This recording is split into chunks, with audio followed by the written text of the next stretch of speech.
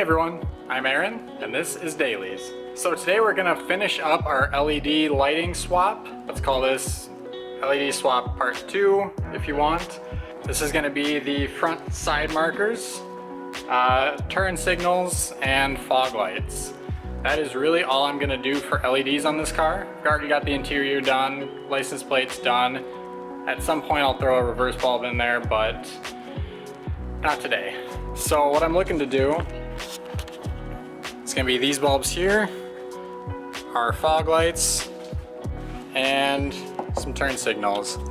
So these are the stock turn signals. They're the 1157 NA or amber.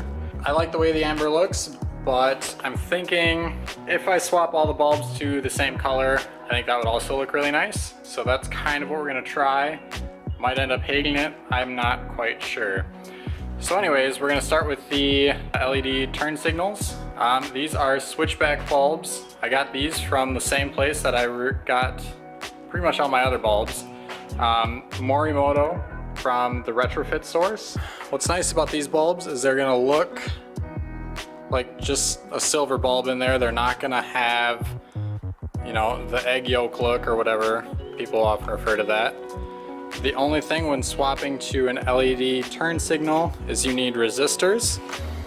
So I actually ended up going with the retrofit source with the Morimoto heavy duty resistor with the harness. These are much bigger than your typical eBay ones. I have a set of those and I decided against using them because I'm not sure that I trust them. These should last longer than those. These are just gonna work way better. They always recommend mounting the resistors to metal somewhere. So we're gonna try and find a spot in each of the wheel wells behind the covers to do that. So to get started, I already lifted the car, or at least the front half. I took half of the wheel well apart, so I'm able to get in there to, you know, both get to the bulb as well as mount the resistors. So this is kind of where we're at right now. Car's up on jack stands, the only safe way to do it.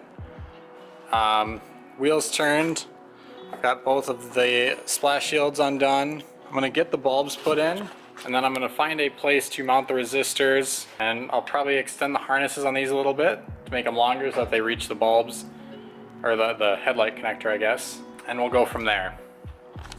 So I figured I'd show you guys real quick.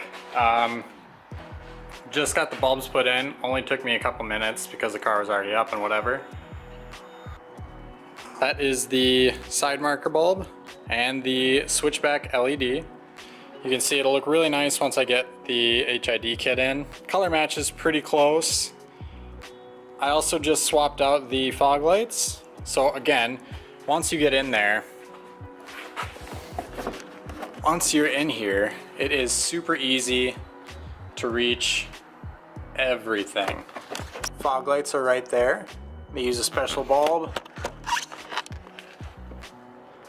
If you look right there, kind of right next to the black thing, is the side marker bulb. And then the headlight is right there. So all of them are super easy to get to if you go through the wheel well like this. But I figured I would show you guys. If we hit turn signal, it'll flash. And that is the hyper flash. That is why we need the resistors. Once we get the resistors in, it should flash like normal. It's not gonna make it look like we've got a bulb out or anything like that.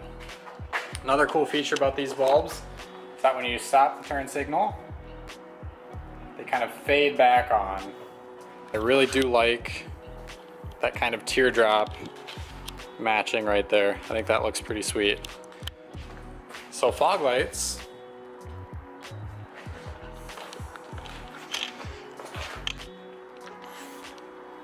So everything matches pretty well. Once I get the HID kit in, I think it's gonna look very nice. And it is pretty bright. So, get these resistors mounted up and we should be good to go. All right, wow, that took a little bit. So finally got the resistors put in, wired up. I'll kind of show you how I did it. I did end up using those T-taps or whatever. So you can kind of see right here is those T-taps. This is where I mounted the resistor on this side. So if we look through the wheel well, kind of see here, self-tapping screw into the frame rail. That way it is mounted to metal. Shouldn't have to worry about it melting anything around there. Shouldn't get that hot. But yeah, mounting it to the metal will help keep everything nice and cool so that resistor doesn't burn out. And T-taps going right up into the harness there. So the two wires that we need to tap into were, it's kind of a blue wire with a white tracer. That's going to be the positive side for the turn signal, and we can tap into any three of the black wires that are on the harness. This one's really hard to see. This one is really tight fit, hard to get to. Same thing, blue wire with a white tracer there on the bottom, black wire on the top. This one I ran and mounted down underneath the fuse panel. There you can see it. Same thing here, self-tapping screw into frame rail. Wires go up and around. Everything's nice, tight, shouldn't leak or get any water in there, I mean. But then we've got the switchbacks, those LEDs, and the fog lights.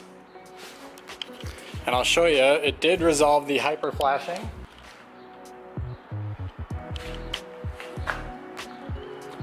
So we have a nice, solid, consistent flash like we should. Looks very nice. And again, kind of slowly powers back on. So,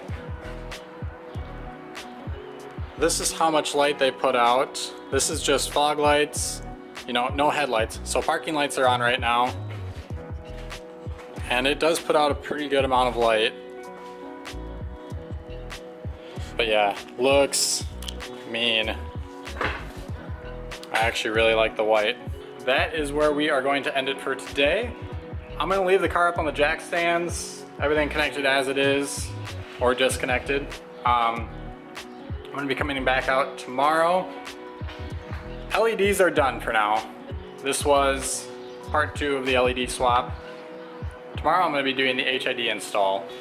I actually have all week off of work. I don't know how that happened. So I'm gonna have a lot of time to just do some of the things that I've been meaning to do for a long time. But yeah, I'm really digging the look of this car. All right, see you guys later. Live it up, live it up, live it up.